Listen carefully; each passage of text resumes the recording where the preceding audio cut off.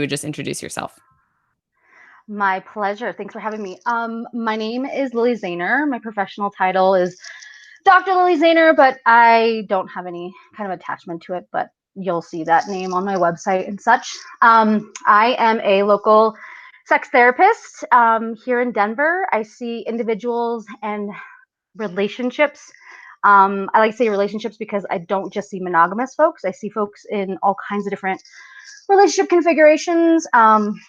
Folks who are in consensually non-monogamous relationships. So that might be polyamorous folks or open folks, that sort of thing. And I work with them to essentially connect intimately, sensually, sexually with themselves and each other.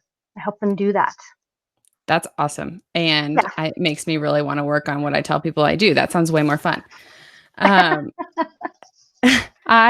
we had talked briefly about, so I'm doing this whole series because I want to help people find some level of intimacy during this very weird, separate time. Yeah. And you and I had discussed that you often help people with that in your office. Do you mind sharing Mhm. some of your tips with us?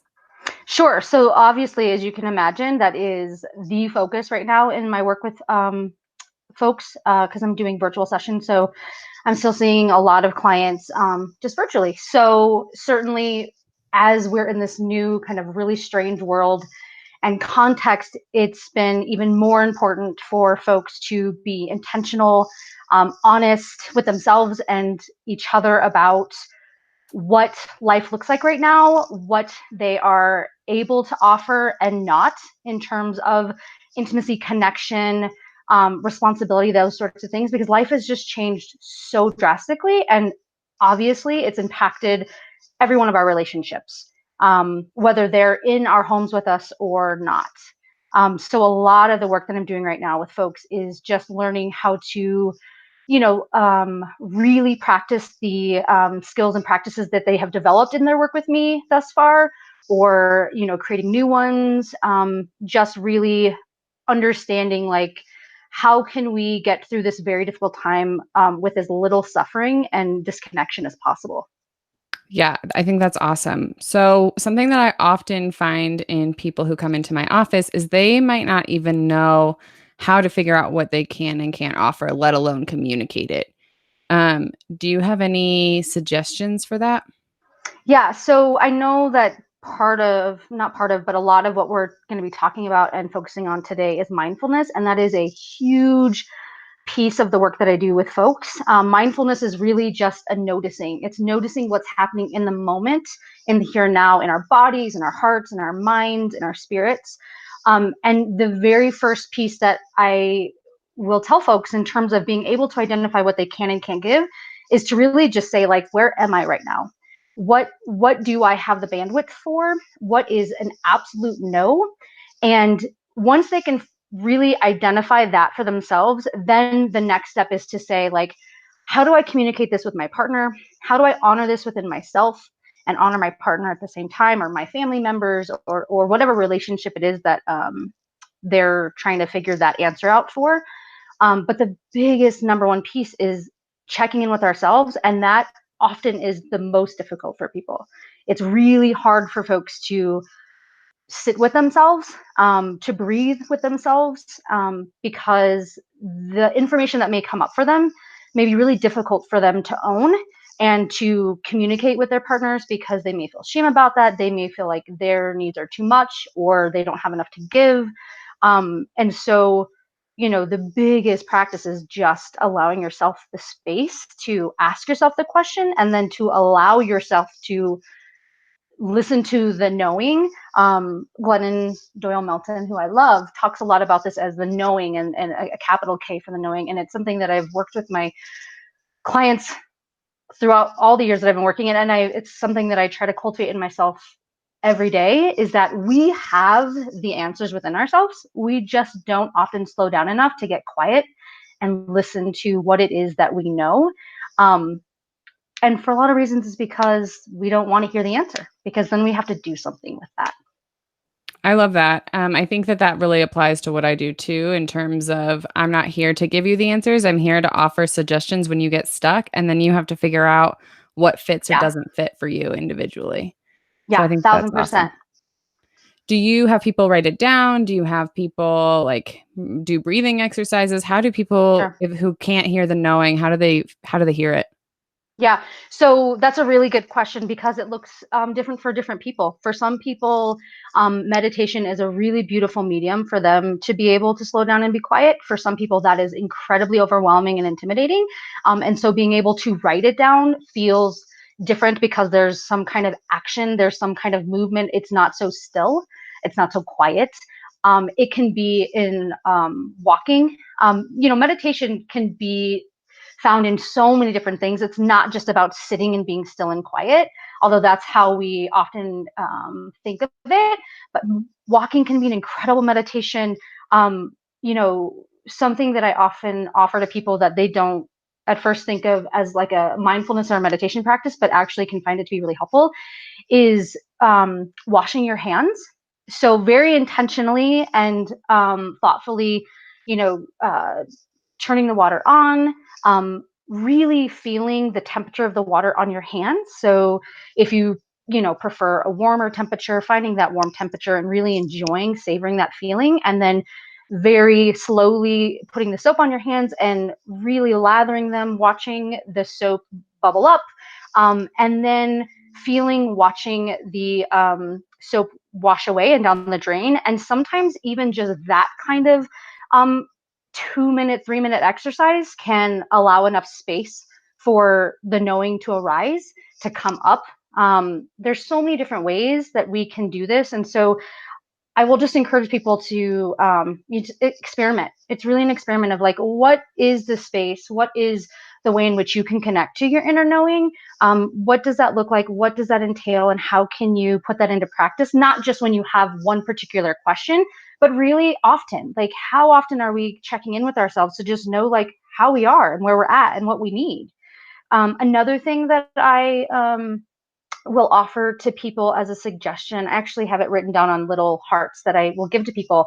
I used to give these away to postpartum mamas because they can get so lost in, baby and everything that's happening that they forget to check in with themselves. And so it's simply it just says pause, breathe, and then asking yourself, what do I need most right now? So whatever that could be, whether that's I need a drink of water or I need some sunshine on my face or I need to just stand up and stretch, whatever that may be, being able to just see what it is in that moment and doing your best to honor that. So even that can be something that can be helpful. Yeah, so helpful. And I love Yeah. the hand washing thing because it can be really pleasant and you can use like fun smelling soaps Yes. and Uh-huh. just taking the time to notice all those things. And bubbles are fun. Who doesn't like bubbles? So there's Right. like a Right. lot in that.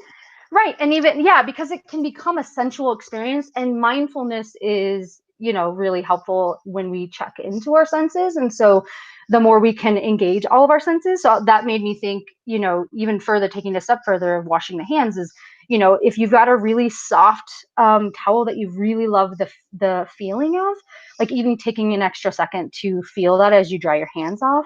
I mean, there's just the possibilities are endless in terms of creating space for checking in with yourself. It's just a matter of allowing your mind to get creative and how to do that. I mean, knitting is one way that a lot of people can find meditation, painting. I mean, there's just so many different ways that you can find a space to get quiet and listen.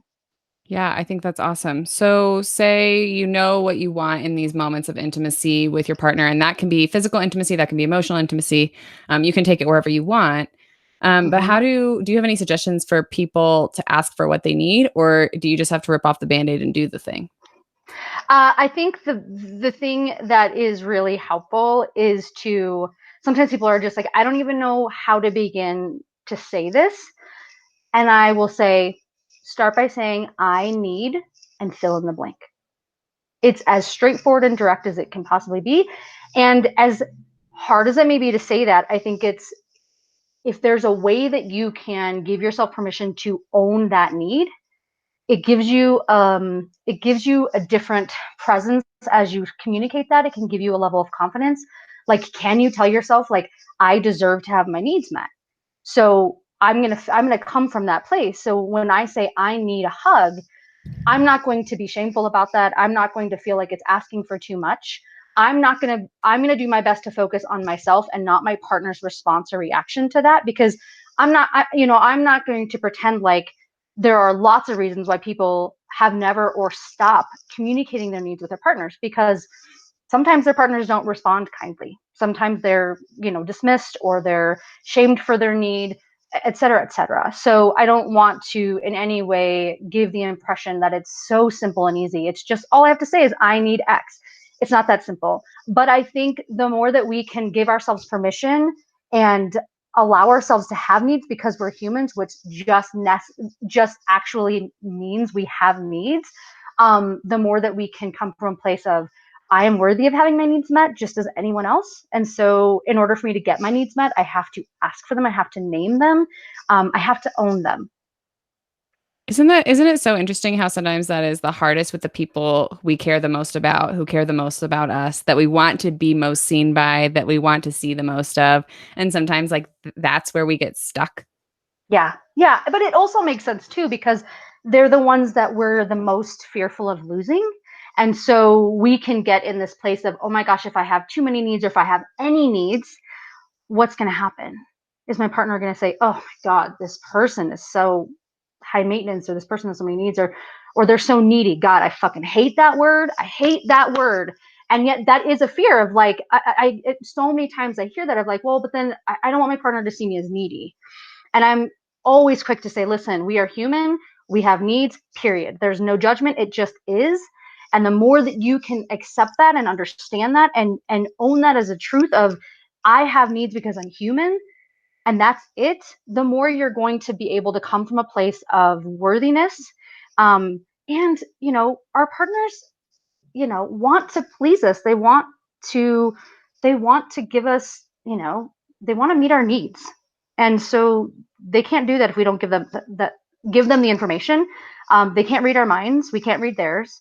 And so the more that we can give them that information so they can meet the needs, and create a really amazing connection and relationship, why wouldn't we want to do that? Yeah, We I got to think get out of that our own way. Yeah, I think that's so awesome. It's making me think about when I first realized like I had felt like my feelings were being dismissed, Hmm. and it was the first time that I was like, no, I'm not doing this shit anymore. Like, I'm not going to let you dismiss them. You don't have to understand. And I communicated like, you don't have to understand my needs or my Hmm. feelings, was what I used. The word I used was like, this is how I feel. You don't have to understand it. You get to respond to it however you want. Um, Hmm. but they're mine. And so that's just a fact, Yeah. regardless of whether or not you think they're logical. Yes, and I also think, and this has been something that's been more recent because of the stressful, you know, world in which we're in, where I had to help a couple, and I just said, listen, right now is not the time to get into the why around why you each have these needs. And sometimes it's not even necessary at all, because I don't know if we necessarily need to justify our needs, right? Like, we have needs. We might need to be curious about why we have these needs, because some of these needs are from past traumas or childhood wounds and things like that. That's another thing. But it's not, now more than ever, it's not about, well, why do you have that need and why do you have to have that need? It's about, you have this need, I have this need. Let's work together to see how we might be able to help each other. Yeah, that's awesome. And I think that Mm-hmm. that's true but I think that that's really easy for people, or easier, I guess I should say, for people to understand, like, emotionally. How does that apply to kind of physical needs? Mm-hmm. So in terms of asking for physical needs, Yeah, in terms of sex is what I was thinking. Or mm-hmm. like, yeah, whatever sex looks like, it can be anything. Yeah, sex can be a million and one things. I always tell people penetration is one way of like a million and one ways to have sex. Listen, you have, let's explore. Let's have some fun. Let's shake things up if you're willing. Um I mean, I think it's very similar. They're not very different. It's just that having physical needs can often feel more scary, more vulnerable, more opportunity to be rejected, and so it feels just so much more riskier. But Esther Perel talks a lot about desire and like owning the wanting. And so it's the same thing of like, how can I not judge myself? How can I accept myself and my own needs? Right? Like, how can I own my wanting so that I can then communicate that to my partner without shame or judgment for myself, and without projecting that on my partner, expecting that they're going to feel those things about me? And so I don't really know that they're different. I think it's all the same, whether it's a physical sexual need or an emotional need or a psychological need, whatever the need, whatever space of our being it's from, it's that we have to give ourselves permission to have needs in the first place. We need to not feel shame for the needs that we have. We don't need to analyze them. We don't need to overanalyze them, which, listen, I know that that's it can be really hard. I am a very emotional person. I can feel like an emotional mess. And I can have a hard time myself with allowing myself to have needs that, my partner may not have or other people may not have. But the reality is that, like, it just is. And it doesn't serve me or my partner or anyone else to go down this shame spiral around why these exist, and rather just like, these just are my needs. And the more that I can honor them, the happier I'm going to be. The more I'll be able to show up in any relationship in the ways that I want to show up. Yeah, I love that. I see a lot of people who have not been having sex, or have been actually who have been having sex but have not been having pleasurable sex for a really Mm-hmm. long time. Yeah. And if I ask them, like, what is it that you like during what would a positive sexual encounter look like for you, or what would feel good to you during a sexual encounter, sometimes they can't tell me. Yeah. Do you have any recommendations for how people can figure out what those things are for them? Yes. Solo play, 1,000%. Solo play, and I understand that many folks have a really complicated relationship with masturbation. I like to call it solo play because masturbation has a very, like, there's a lot of different emotional charges that can come up for people. And also, I think masturbation can often be very much like in a box of what that looks like. In reality, solo play is just so expansive and open. Like, solo play can look like a million different things. It can be playing with our own nipples. We may never even touch our genitals, right? Like, there's so many different things that we can do. And solo play is fantastic because we have the safety, we have the control. We don't have an audience to perform for, or to be worried about their, how they may perceive us or what they might think of us. There's just so much safety and control in solo play, and the possibilities are endless in terms of what you do in that time. So what I will often encourage folks to do is, put some time on their calendar. I want you to be very intentional about this. I want this to be a date with yourself. So I want you to carve out the time. I want you to put it on your calendar. I want you to take the steps that you need so you can show up feeling as comfortable and sexy, if that's important to you, however you want to show up in that moment, in that time. So that may be, I'm going to go take a really long hot shower. I'm going to make sure to put lotion on my body. I'm going to make sure that I feel good, that I smell good, whatever it is that makes you feel good in your own skin. Wear or not wear whatever you want, and just give yourself time to explore your body and explore anything else. There may be, porn or sexually explicit stuff that you want to look at. There may be some erotica that you want to read. May be some pictures. You may want to close your eyes and fantasize. I mean, there might be toys that you want to play that you've never played before. There's folks who might be a little intimidated by some sex toys. And so I will often say, like, why don't you just try it on your own, just so you get comfortable with it. So that way, you have some kind of confidence bringing that into your play with your partner or your partners. So I think solo play is really the place to figure that out, because our pleasure is our responsibility. Our partners, it is not their responsibility to please us. We have to give them the answers. If we don't have the answers, we're probably not going to have a pleasurable experience. We're just not. So there's just so much there about, how do I take responsibility for my pleasure? Okay, like, I have not had pleasurable sex in a year. Why? And also, so part of that solo play could even just be giving yourself space to answer that question. Why have I been engaging in sex that I don't want to show up for? Because there's so much there. It's not just about the pleasure. It's about, why do you feel like that's okay? Why are you making that choice? What is it that you fear you will lose if you don't show up? Right? Like, there's just so much there. And so, again, it's like tapping into that knowing. It's like when you have this space where it's quiet, um, and quiet doesn't necessarily always have to mean sound. It can be your brain has slowed down. It's not just distracted by so many different things. Um, that's where we can get curious with ourselves in terms of, pleasure and what we need and what we don't need, and our limits and things that we're curious about. So I think, I mean, solo play for sure is always a go-to for me to give folks because they often have not in a long time or ever spent time with just themselves. Usually it's like, oh, I just get in and get it done. Like I need a physical release. And it's like, oh, you haven't seduced yourself yet? Like you haven't like taken yourself on a date? Like, okay, let's try that. Let's see what that's like for you. Another great resource that I think is important to just share here is there's a great website called OMG Yes. Have you heard of this, Krystyna? Yeah, I think Emma Watson was a spokesperson for it for some period of time. I don't remember. I have no idea who Emma Watson is. That a like Hermione celebrity or from something? from Oh Harry yes, yes, Potter. yes. Okay. I don't know that reference, but or at least I don't know that she was or not. But OMGS in short is a really great online resource. It's a website that helps folks with vulvas learn about solo play and masturbation. So there's all kinds of videos. So you can see different techniques that people will use. So you can explore yourself. You can watch other people because some people are just like, I don't even know where. I mean, I can't tell you how many times I will say, I want you to go explore. And they're like, that feels overwhelming because I literally have no idea. Like, because there's endless possibilities, I don't even know where to start. And so sometimes it can just be helpful to just refer to that and say, okay, like I'm just going to explore this website, see what I learned from it, and see what I might want to try, or I might be like, oh, definitely not that. So that can also be something that can be helpful.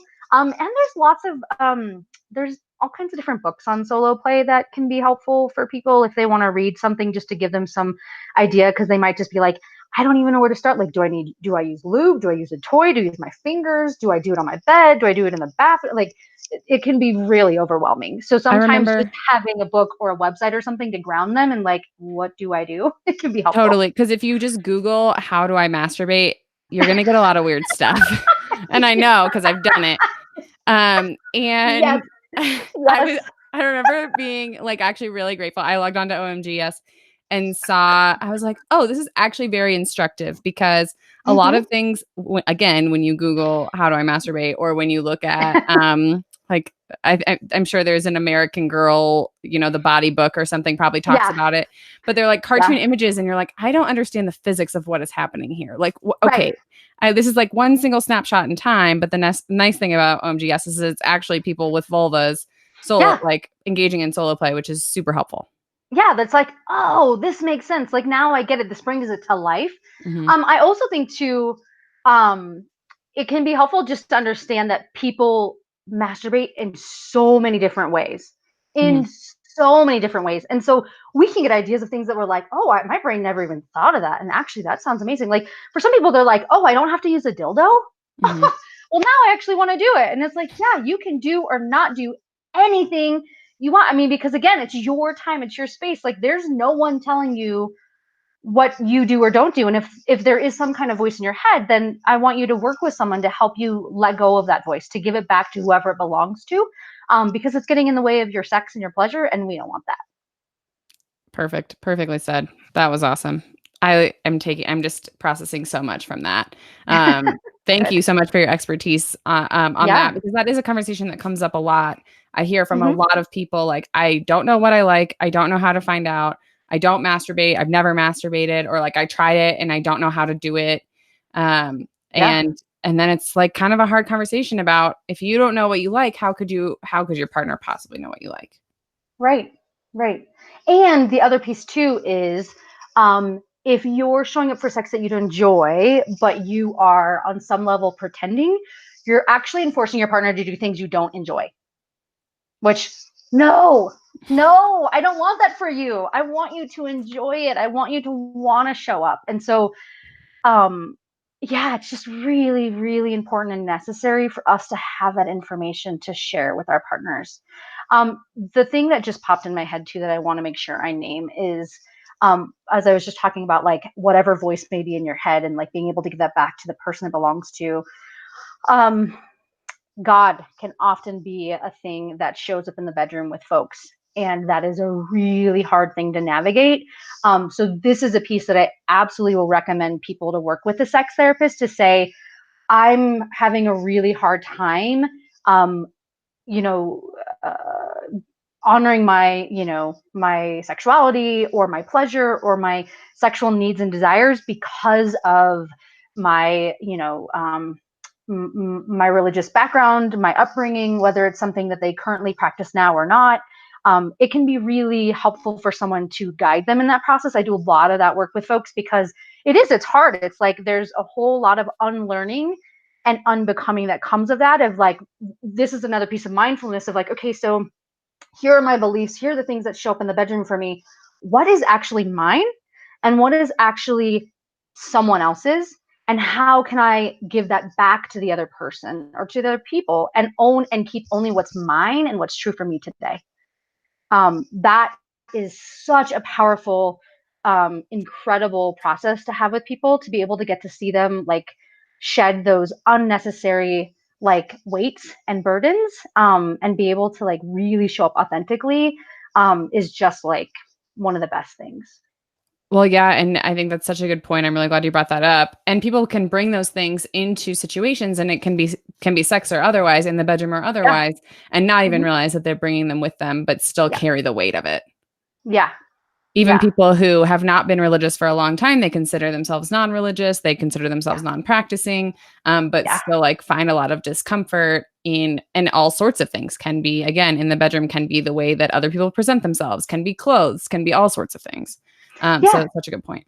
Yeah, and I think, just because I feel inspired to share this, a little bit of self disclosure, I had a really complicated relationship with masturbation, and it wasn't until my doctoral program in human sexuality where I really finally let go of all of the things that didn't serve me and weren't mine.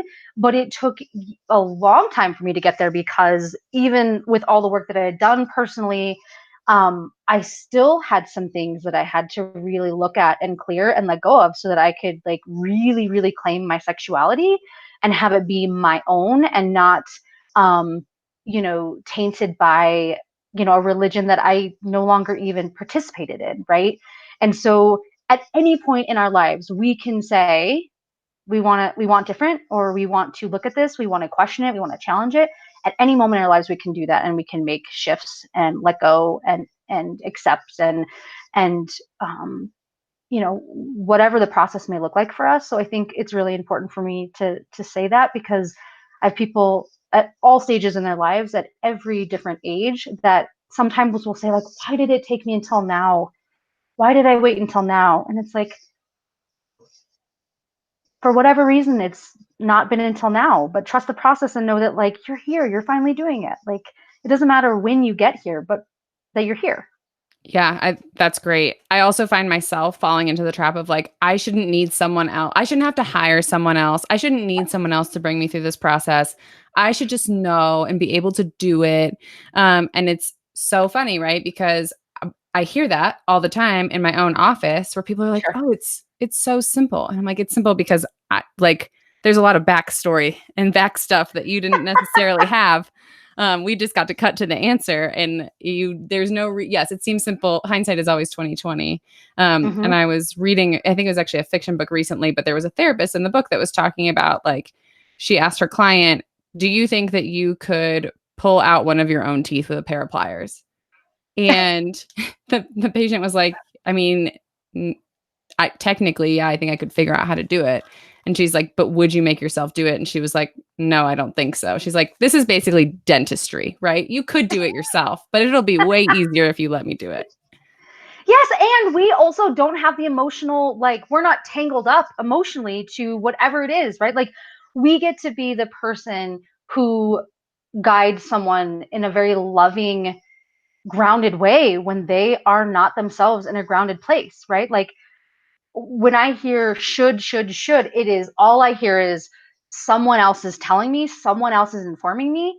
And that is difficult to sometimes discern between what is mine and what is someone else's. Those lines can be blurred and you don't know. Like I don't know if this is my belief or not. It just has been it's just been a belief of it's just been a belief for so long. And so it's necessary to have someone help you untangle everything, to peel back the layers and get curious, and to be able to see things that you yourself may not see because, again, you're in it. Like, as people who are removed out of the experience, we might be able to see or sense things that you yourself haven't yet been able to identify or recognize just yet. Yeah, this was so wonderful, and there's just so much magic in it. And I know we could talk about things like probably literally for forever. Yes. Is there in the interest of time, is there Yeah. anything else that you think that really you want to discuss that you really think people should know about intimacy during this period of time? Yes, I think, if you have not been watching Esther Perel's Love, Loss, and Lockdown talks, she's been doing those. Esther Perel is an incredible sex and relationship therapist. If you don't know about her, you need to know about her. I love her. She's been doing a weekly talk on different important topics around this time in our lives. And she's done a really great job of talking about, this intentional piece with relationships. And, this is the first time ever in our lives that we're doing every role of ours in one space. Like, there's no transition, there aren't the same boundaries. And so it is requiring us to be more intentional and creative. She talks about how our brains are expansive in terms of, we have physical limitations, right? We only have so much space in our house. We only have so much distance. There's only so many physical boundaries you can put into place, but our minds can be incredibly creative. And so she's done a great job of, like, giving ideas around, like, how can we use our imaginations and team that up with our intentionality to create opportunities for fun and play and pleasure and connection amidst this, like, shit show. And so I want you to be intentional about how you make space for play and fun and connection. I want you to think about, how can you create a difference between your workday and the time that you spend with your partner. Like, is it about putting on lipstick? Is it about taking off your clothes? Is it about using your imagination to set up your living room to be a restaurant that the two of you love, and you order the food and you bring it in, and you literally walk outside your front door and you enter the front door as if you're entering the restaurant, so that you can create a different experience. Because the reality is that, like, we don't know when this is ending, but that doesn't mean that we can't still get creative when we can access that. Because I want to be really clear that we're all feeling a lot of different emotions. And so we're just tired from trying to, like, keep up with the constant uncertainty and unknown. I mean, we're all experiencing trauma right now. And so it's important to acknowledge that, but also say that we can create space for fun and play and surrender. We can use our imagination to, allow for a 10-minute window, an hour window, a couple of hours, to say, like, yes, everything around us is spinning, but how can we make some time and space for something that we both need and want right now? There are lots of people that have had lots of vacations canceled. And so, like, or, I have a couple recently talking about how they're really sad that, like, um, Cinco de Mayo isn't going to happen. And so I said, well, you can always do Cinco de Mayo at home. Like, if you, like, get some margarita mix, like, whatever it is that would have been a part of that experience, bring it into your house, get creative, take it outside in your backyard. So I want to just encourage people to use their imagination as best they can to create an experience that allows for some fun and play and pleasure and creativity, to try and, like, have a break from the hard and the heavy and the dread and the uncertainty and the scary. Yeah, I think that is great advice, and can be, until you give yourself permission to do that, it's not something that occurs to people. It is one of those things that sounds really simple when you say it, but people would not have thought of. I would not have thought of until, Yeah. you said it just this moment, actually. So thanks for that. Yeah, So of course. My pleasure. thanks so much for coming on, Lily, and I'm going to stop the recording. All right.